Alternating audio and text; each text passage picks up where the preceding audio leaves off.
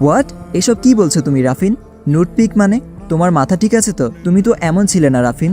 তাহলে? রাফিন বলল, আরে আরে সব বিষয়ে এত সিরিয়াস ভাবে নাও কেন? আমি তো একটু ফান করছিলাম। আখি বলল, ফানের ক্ষেত্রেও একটা লিমিট থাকা দরকার রাফিন। রাফিন বলল, আরে আরে বেবি রেগে যাচ্ছ কেন?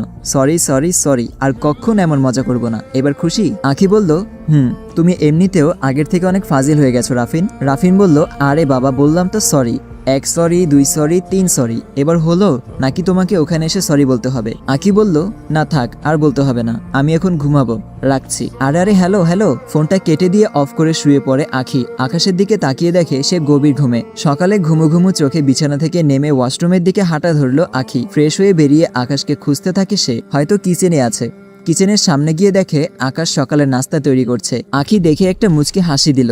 দরজায় হেলান দিয়ে বলে উঠে আখি, বাহ, আপনার কপালে যেই থাকুক না কেন সে কিন্তু একদিক দিয়ে বেশ হ্যাপিই থাকবে। আকাশ বলল, কি করে বুঝলে? আখি বলল, বরের হাতের রান্না খাওয়া কয়েকজনের ভাগ্যেই বা জোটে। আকাশ বলল, স্বামীর হাতের রান্না খাওয়াটাকে ভাগ্য বলো না, নিজ হাতের সংসারটা গুছিয়ে সবকিছু নিজে সামলিয়ে রাখাই ভাগ্যবতী মেয়ের প্রধান বৈশিষ্ট্য। তা বুঝলাম, কিন্তু পরিস্থিতি সামলাতে সবকিছুই করতে হয়। তোমার মতো ঢেঁড়স হলে কি আর চলবে? আচ্ছা, ছেলেদের সম্পর্কে আপনার ধারণাটা কেমন? মোটামুটি। রাফিনের সম্পর্কে আপনার ধারণাটা কেমন? আকাশ বলল, সেটা আমি তোমাকে কালই বলেছি, কিন্তু আর সেটা আমার থেকে তুমি ভালোই জানবে। নাস্তা সব রেডি, আমি যাচ্ছি, তুমি এগুলো টেবিলে নিয়ে এসো। বাবা যেন বুঝে সব তুমিই করেছো। সকালের নাস্তা শেষে ছাদে যায় আখি। বেশ সুন্দর ছাদটা। সূর্যের মিঠি মিঠি মিষ্টি রোদে চোখে এসে পড়তেই তা হাত দিয়ে আড়াল করার চেষ্টা করছে আখি। বেশ সুন্দর প্রকৃতির সাজটা। সূর্যের হলুদ মিষ্টি রোদটা যেখানেই পড়ছে সেখানেই এক অদ্ভুত সৌন্দর্য প্রকাশ পাচ্ছে, সাজিয়ে তুলছে প্রকৃতিকে। কিন্তু এই প্রকৃতির সৌন্দর্যটা যদি ছোঁয়া যেত তা হয়তো আখি আঁকড়ে ধরে মিশিয়ে নিত নিজের মাঝে, যেন সে নিজেও প্রকৃতির মতো সৌন্দর্যে ভরে উঠবে। বেশ ভালোই লাগছে তার এই সুন্দর মনোরম পরিবেশটা। সকালে অফিসে চলে গেল আকাশ। আসিফ চৌধুরী সোফায় বসে দৈনিক পত্রিকায় চোখ বোলাচ্ছে। এক হাতে চশমাটা ঠিক করে পত্রিকাটা উঁচু করে ধরতেই আখি এসে বলে উঠে, বাবা এই নাও চা। একটা হাসি দিয়ে আসিফ সাহেব বলে উঠে, ধন্যবাদ মা। বাবা কি করছেন? এই যে পত্রিকা পড়ছি। তুমি কি এখন খুব ব্যস্ত? না বাবা। তাহলে পত্রিকাটা একটু পড়ো তো মা, চোখে আগের মতো আর পরিষ্কার দেখতে পাই না। একটা সময় ছিল যখন চশমা ছাড়াই পরিষ্কার দেখতাম। সন্ধ্যায় আসিফ সাহেব ও আখি দুজন মিলে জমিয়েছে এক দাবা খেলার আসর। আসিফ সাহেব দাবার একজন ভালো খেলোয়াড়, আখিও কিন্তু কম না। বেশ জমে উঠেছে খেলাটা। আকাশ ভেতরে প্রবেশ করেই দেখে দুজন খুব মনোযোগ দিয়ে দাবা খেলায় মগ্ন। আকাশ আসিফ সাহেবের দিকে তাকিয়ে বলে, বাবা ডিস্টার্ব করো না, এখান থেকে যাও, নিজের কাজে মন দাও। আকাশ সোজা রুমে চলে গেল। বাবাকে ডাকলেও এখন আর কোনো লাভ হবে না, কারণ একটা মেয়ে পেয়ে গেছে, তাই এখন আমি নিজেই তুচ্ছ। রাতে রাফিনের ফোন আসায় খুশিতে গদগদ করে ওঠে আখি। এখন একটি অ্যাড চলবে, আপনারা চাইলে স্কিপ করতে পারেন।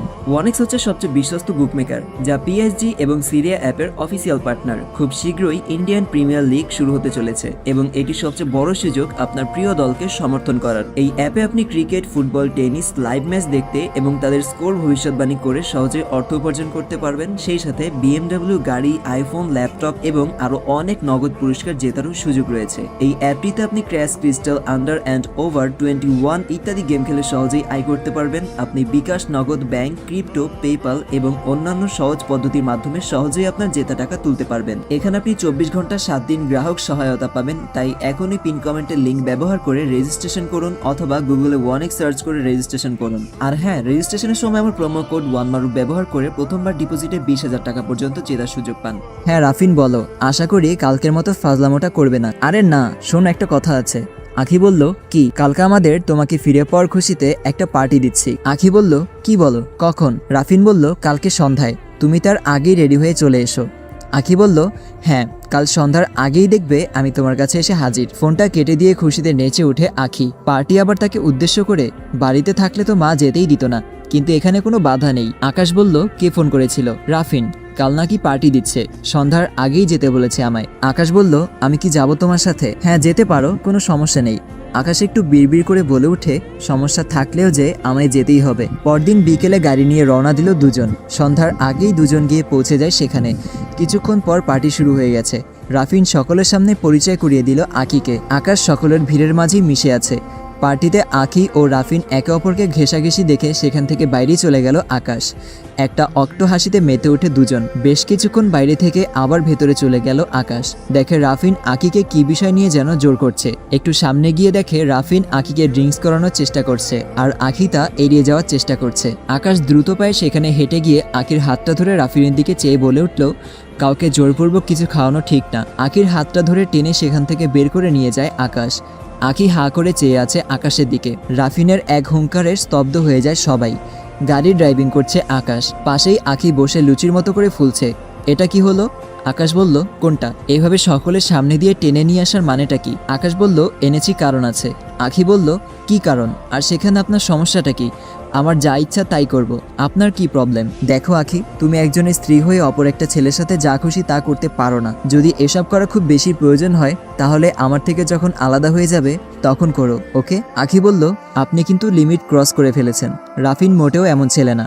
কোনো আজেবাজে কথা বলবেন না তাকে নিয়ে। আমার মাথায় কিন্তু রক্তে উঠে যাচ্ছে। আকাশ আর কিছু না বলেই ড্রাইভিং করে যাচ্ছে, কারণ কথা বললে কথা বাড়বে, এটাই স্বাভাবিক। কয়েকদিন পর, দেখো আখি, আমি আবার পার্টির আয়োজন করার উদ্দেশ্য এটাই। আগের পার্টিতে এমন হওয়ার কারণে আমি চাই না এবারও তুমি আকাশকে নিয়ে এসে আমাদের সুন্দর মুহূর্তটা নষ্ট করো। আখি বলল, আরে রাফিন, তুমি একদম চিন্তা করো না। এমনভাবে বলেছি ওর আর লজ্জা থাকলে আমার সাথে কোথাও যাবে না। রাফিন বলল, বেবি, আমি তো এটাই চাই। আখি বলল, কি বলছো বিড়বিড় করে? রাফিন বলল, বলছিলাম কালকের পার্টিটা একটু স্পেশাল হতে চলেছে। তুমি আকাশকে না বলেই চলে এসো। খুব সুন্দর একটা সময় উপহার দিব তোমাকে। নিজের স্বামীর সাথে আখি দেখা করতে যাচ্ছে তার প্রাক্তন প্রেমিকের সাথে। আখি আকাশের স্ত্রী হলেও কিছু বলার অধিকারটাও নেই আকাশের। চুপচাপ ড্রাইভিং করছে সে, কারণ বিয়েটা যে কন্ট্যাক্টে। কাজটা নামিয়ে মাথাটা বাইরে বের করলো আখি। চলন্ত গাড়িতে বাইরের হাওয়াটা আখির মুখটা যেন ছুঁয়ে দিয়ে যাচ্ছে। খোলা চুলগুলো উড়ে এসে পড়ছে মুখের উপর। আকাশ বারবার আর চোখে তাকাচ্ছে তার দিকে। ইচ্ছা করছে হাত দিয়ে চুলগুলো আলতো করে সরিয়ে দিতে আখির মুখ থেকে, কিন্তু সে যে চাইলেও পারবে না। সব ইচ্ছে তো আর পূরণ হওয়ার মতো নয়। হঠাৎ গাড়ি ব্রেক চাপতেই সামনের দিকে হেলে পড়ে আখি। ভাবনার সাগর থেকে উঠে আসে সে। একটু অবাক হয়ে তাকায় আকাশের দিকে। এভাবে কেউ গাড়ি থামায় নাকি? আকাশ ঠোঁটে একটা হাসি ফুটিয়ে বলে উঠে, ওই যে রাফিন। রাফিনকে দেখেই আখির রাগী চেহারাটা হাসর জলে ভেসে ওঠে। মুখে একটা হাসি ফুটিয়ে নেমে পড়ে গাড়ি থেকে। আখিকে দেখেই উঠে দাঁড়ায় রাফিন। হাত দুটো সামনের দিকে বাড়াতেই আখি দৌড়ে গিয়ে ঝাঁপতে ধরে রাফিনকে। জড়িয়ে ধরে আছে একে অপরকে। আকাশ গাড়িতেই বসা। আখি হাতের ইশারায় ডাকে তাকে। নিজের স্ত্রীকে অন্যের সাথে এভাবে সহ্য করতে না পারলেও মুখে জোরপূর্বক একটা হাসি ফুটিয়ে এগিয়ে যায় আকাশ। গোল টেবিলে তিনজন তিন চেয়ারে বসা। এর মাঝে আখি ও রাফিন একে অপরের কাছাকাছি।